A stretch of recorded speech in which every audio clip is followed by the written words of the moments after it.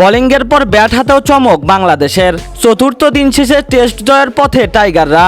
দর্শক, বিস্তারিত জানতে হলে ভিডিওটি না টেনে একেবারে শেষ পর্যন্ত দেখুন। প্রথম ইনিংসে বাংলাদেশের করা 495 রানের জবাবে 4 উইকেটে 368 রান নিয়ে দিন শুরু করে শ্রীলঙ্কা।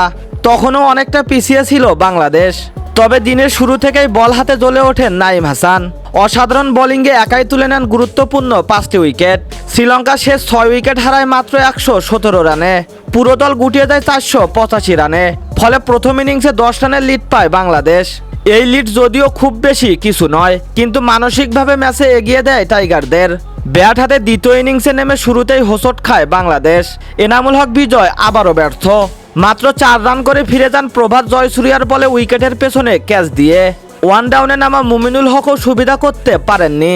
14 রানে থারেন্দু রত্নায়কের শিকার হন তিনি। দলীয় স্কোর তখন মাত্র 43 রান। উইকেট হারিয়েছে 2টি। তখনই চাপে পড়ে বাংলাদেশ। তৃতীয় উইকেটে দলকে চাপ থেকে উদ্ধার করেন সাদমান ইসলাম ও অধিনায়ক নাজমুল হোসেন শান্ত। এই দুইজন গড়ে তোলেন 68 রানের মহামূল্যবান জুটি। সাবলীল ব্যাটিংয়ে সাদমান তুলে নেন 76 রানের দুর্দান্ত ইনিংস। তবে সেঞ্চুরির স্বপ্ন নিয়ে মাঠে নেমে লেগ বিফোর হন মিলান রত্নাকায়ের বলে। চতুর্থ দিনের শেষ বিকেলে দলের হাল ধরেন শান্ত ও মুশফিকুর রহিম। চতুর্থ উইকেটে গড়েন গুরুত্বপূর্ণ এক অবিচ্ছিন্ন জুটি। শান্ত তুলে নিয়েছেন টেস্ট ক্যারিয়ারের 6ষ্ঠ অর্ধশতক। ব্যাট করছেন 56 রানে অপরাজিত।